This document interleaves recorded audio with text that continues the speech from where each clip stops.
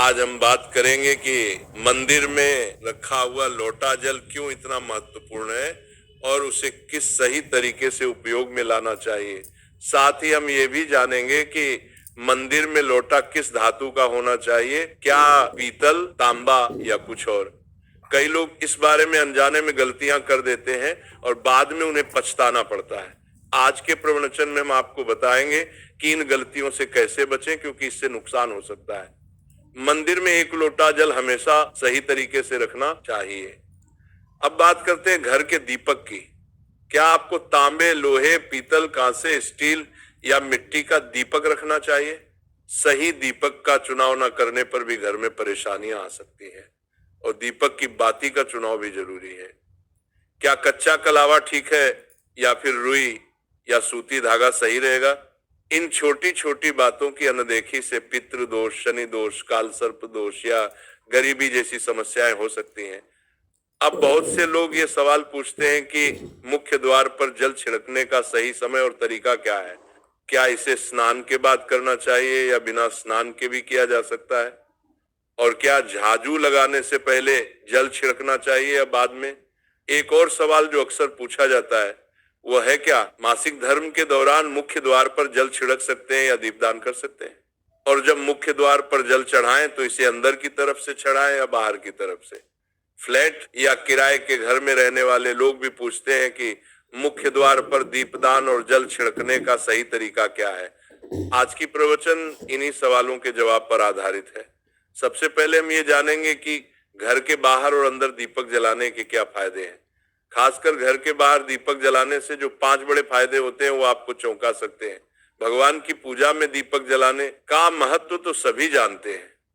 हिंदू धर्म में देसी घी या सरसों के तेल का दीपक जलाना बेहद शुभ माना जाता है तथा तिल के तेल का दीपक भी जलाया जाता है। लेकिन भगवान के सामने दीप जलाना केवल पूजा का एक तरीका नहीं है, बल्कि घर के अंदर और बाहर दीप जलाने से कई लाभ मिलते हैं। दीपक जलाने से न केवल सकारात्मक ऊर्जा उत्पन्न होती है, बल्कि 5 बड़े फायदे भी मिलते हैं। तो आइए जानते हैं। नंबर 1, पृथ्वी से अंधकार दूर होता है। घर में दीपक जलाने से न केवल घर का अंधकार दूर होता है, बल्कि ये नकारात्मक ऊर्जा को भी घर से बाहर कर देता है। जहां दीपक जलता है वहां सकारात्मक ऊर्जा का वास होता है। स्वाभाविक है कि जहां सकारात्मक ऊर्जा होगी वहां भगवान का भी वास होगा। इसीलिए शाम होने से पहले दीपक जलाना शुभ माना जाता है। तेल से जलने वाले दीपक का असर उसके बुझने के बाद भी आधे घंटे तक बना रहता है।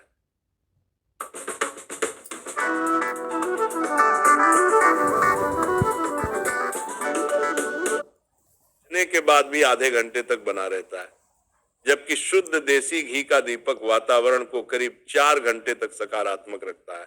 नंबर 2, दीपक जलाने का वैज्ञानिक लाभ। जब घर में शुद्ध घी या सरसों के तेल का दीपक जलता है तो उसके धुएं से घर के माहौल में सात्विकता आती है। यह धुआं हानिकारक कणों को नष्ट करता है और वातावरण को शुद्ध बनाता है। नंबर 3, सुख समृद्धि का वास। जिस घर में भगवान के सामने दीप जलाया जाता है वहां माता लक्ष्मी की कृपा बनी रहती है। ऐसे घर में सुख समृद्धि का वास होता है। दीपक को पूर्व दिशा में रखने से व्यक्ति दीर्घायु होता है और उत्तर दिशा में रखने से धन संपन्नता बढ़ती है। दीपक न केवल घर के अंधकार को दूर करता है, बल्कि हमारे जीवन को भी प्रकाश की ओर ले जाता है। नंबर 4, बीमारियों को दूर भगाने में मदद। घर में दीपक जलाने से बीमारियां आसपास नहीं भटकती। परिवार के सभी सदस्यों को स्वास्थ्य लाभ मिलता है। खासकर अगर दीपक के साथ एक लौंग भी जला दी जाए तो इसका असर 2 गुना हो जाता है। यह त्वचा संबंधी बीमारियों को दूर करने में मदद करता है। नंबर 5, शुभ शक्तियों को आकर्षित करना। सनातन धर्म के अनुसार जिस घर में सुबह शाम दीप जलाया जाता है वहां कभी अंधकार नहीं होता। ऐसा घर शुभ शक्तियों को आकर्षित करता है। जलता हुआ दीपक शुभ शक्तियों को चुंबक की तरह खींचता है, जो घर के लिए अत्यंत लाभकारी होता है। अब जानते हैं कि मुख्य द्वार पर जल छिड़कने का सही समय और विधि क्या है। अगर आप मुख्य द्वार पर जल चढ़ाते हैं तो आपको ये ध्यान रखना है कि जल को रात में सोने से पहले एक पात्र में भरकर रखना चाहिए। आप कोई भी पात्र ले सकते हैं, जैसे तांबे, पीतल, स्टील या चांदी का। यदि गंगा जल उपलब्ध हो तो उसे थोड़ी मात्रा में डालें और फिर शुद्ध जल से पात्र भर दें। अगर गंगा जल नहीं है तो केवल शुद्ध जल भी पर्याप्त है। इस जल से भरे पात्र को अपने घर की रसोई में रख दीजिए। सुबह उठकर इस जल का छिड़काव अपने घर के मुख्य द्वार पर करें। मुख्य द्वार पर सुबह सबसे पहले छिड़का गया जल घर की सभी समस्याओं को दूर करता है। यदि आप नकारात्मक ऊर्जा, मानसिक परेशानी, आर्थिक तंगी या वास्तु दोष से परेशान है तो ये उपाय आपकी मदद करेगा। रसोई में रखा जल मुख्य द्वार पर छिड़कने से आपके घर की परेशानियां समाप्त हो सकती हैं। ये उपाय न केवल वास्तु दोष और पितृ दोष को समाप्त करता है, बल्कि तंत्र मंत्र या बुरी नजर के प्रभाव को भी खत्म करने में सहायक है। इस उपाय को नियमित करने से घर में सुख समृद्धि बनी रहती है और बीमारियों से भी मुक्ति मिलती है। आपको ये जल सूर्योदय से पहले मुख्य द्वार पर छिड़कना चाहिए। अगर सूर्योदय के बाद आप मुख्य द्वार को अन्य जल से धोना चाहे तो ये कोई समस्या नहीं है, लेकिन ये विशेष जल सूर्योदय से पहले ही छिड़क दिया जाना चाहिए। अब कई लोग पूछते हैं कि क्या ये जल छिड़कने से पहले स्नान करना जरूरी है या जल का छिड़काव अपने घर के मुख्य द्वार पर करें। मुख्य द्वार पर सुबह सबसे पहले छिड़का गया जल घर की सभी समस्याओं को दूर करता है। यदि आप नकारात्मक ऊर्जा, मानसिक परेशानी, आर्थिक तंगी या वास्तु दोष से परेशान है तो ये उपाय आपकी मदद करेगा। रसोई में रखा जल मुख्य द्वार पर छिड़कने से आपके घर की परेशानियां समाप्त हो सकती हैं। ये उपाय न केवल वास्तु दोष और पितृ दोष को समाप्त करता है, बल्कि तंत्र मंत्र या बुरी नजर के प्रभाव को भी खत्म करने में सहायक है। इस उपाय को नियमित करने से घर में सुख समृद्धि बनी रहती है और बीमारियों से भी मुक्ति मिलती है।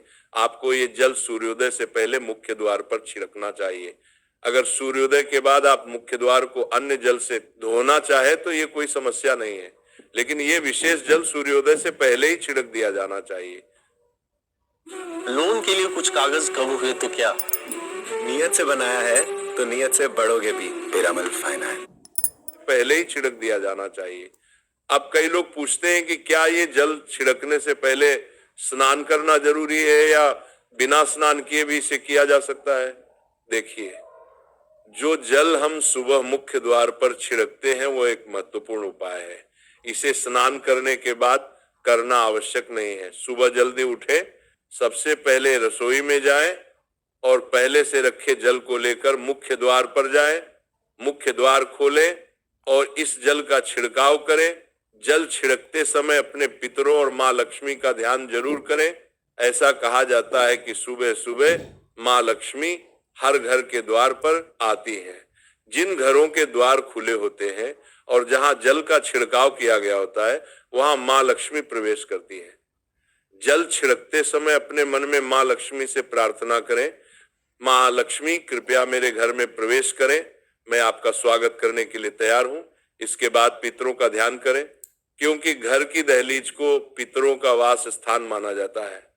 जब आप दहलीज पर जल छिड़कते हैं तो पितर प्रसन्न होते हैं और उनका आशीर्वाद आपको मिलता है। स्नान करने की आवश्यकता नहीं है, आप बिना स्नान किए भी ये कार्य कर सकते हैं। अब आपके अगले प्रश्न की बात करें, क्या जल का छिड़काव झाड़ू लगाने के बाद करना चाहिए या पहले? इसका उत्तर यह है कि सुबह उठने के बाद सबसे पहला कार्य जल का छिड़काव करना चाहिए। इसके बाद आप झाड़ू लगा सकते हैं। सुबह उठते ही सबसे पहले बिस्तर पर बैठकर अपने दोनों हथेलियों को देखें और माँ लक्ष्मी का ध्यान करें। यदि चाहे तो निम्न मंत्र का उच्चारण कर सकते हैं। कराग्रे वस्ते लक्ष्मी कर मध्य सरस्वती कर मूल तू ब्रह्मा प्रभाते कर दर्शनम। फिर दोनों हाथ जोड़कर देवी देवताओं को प्रणाम करें। इसके बाद हाथ से धरती को स्पर्श कर प्रणाम करें और धीरे से अपना दाहिना पांव जमीन पर रखें। फिर रसोई में जाकर जल लें और मुख्य द्वार पर जल छिड़कें। जल छिड़कते समय माँ लक्ष्मी और पितरों का ध्यान अवश्य करें। उसके बाद आप अपने घर के अंदर आकर अपनी दिनचर्या जैसे झाड़ू लगाना, स्नान करना आदि कर सकते हैं। अब कुछ लोगों का यह सवाल होता है कि क्या जल छिड़कने के बाद मुख्य द्वार की सफाई की जा सकती है? तो हाँ, आप ऐसा कर सकते हैं। पहले रसोई में रखा जल मुख्य द्वार पर छिड़क दें। इसके बाद अतिरिक्त पानी लेकर मुख्य द्वार की अच्छे से सफाई झाड़ू या पानी से कर सकते हैं। कुछ लोग पूछते हैं कि अगर वे फ्लैट या किराए के एक कमरे में रहते हैं तो जल का छिड़काव और दीपदान कहाँ करें? तो इसका उत्तर यह है कि आप जहां रहते हैं वहां के मुख्य द्वार को ही माने। मतलब जिस दरवाजे पर आपका नाम लिखा हो या नेम प्लेट लगी हो वही जल छिड़कें और दीपदान करें। अगर आपके पास एक ही कमरा है तो कमरे के दरवाजे को मुख्य द्वार माने और वहीं पर यह उपाय करें। अब अगला सवाल यह है कि क्या मासिक धर्म के दौरान मुख्य द्वार पर जल छिड़का जा सकता है और दीपदान किया जा सकता है? जल छिड़कने के लिए मासिक धर्म का कोई असर नहीं होता। आप जल छिड़क सकती हैं, लेकिन दीपदान कार्मिक पूजा में आता है जो बिना शुद्धता के नहीं किया जा सकता। इसका मतलब यह है कि मासिक धर्म समाप्त होने के बाद ही दीपदान करें। इसके अलावा कुछ लोग पूछते हैं कि मंदिर में जल रखना जरूरी है या नहीं और रखा हुआ जल क्या करना चाहिए। तो शास्त्रों के अनुसार घर के मंदिर में एक लोटा जल रखना बहुत जरूरी है। जल ऊर्जा को संचित करता है। जब आप पूजा करते हैं, मंत्र जपते हैं या भगवान से प्रार्थना करते हैं तो इन सभी की ऊर्जा उस जल में समाहित हो जाती है। यही कारण है कि मंदिर में जल रखना आवश्यक है। सुबह की पूजा के दौरान एक लोटा जल मंदिर में रखें और दीपक जलाएं। यह अग्नि और जल के संतुलन का प्रतीक है। पूजा के बाद इस जल का उपयोग शुभ कार्यों में करें, जैसे पौधों में डालना या घर में छिड़काव करना।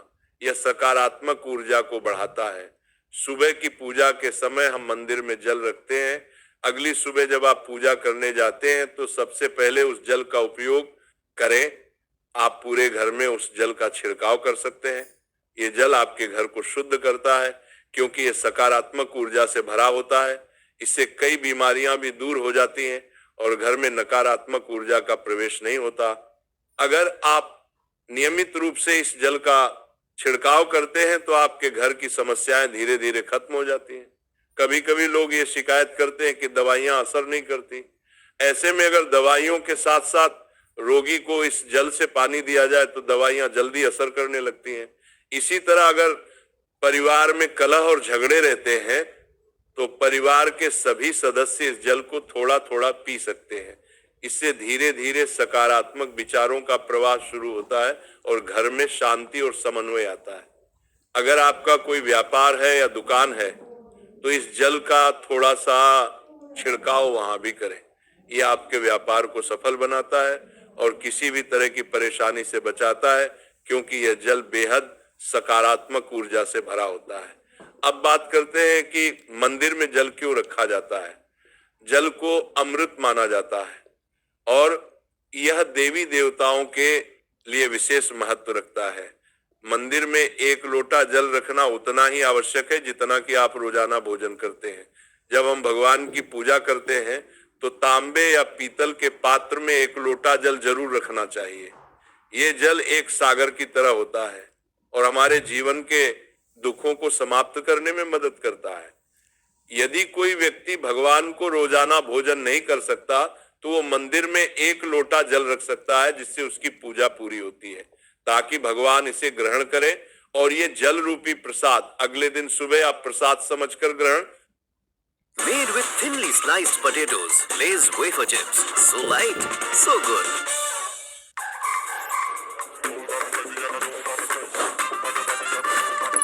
So fast.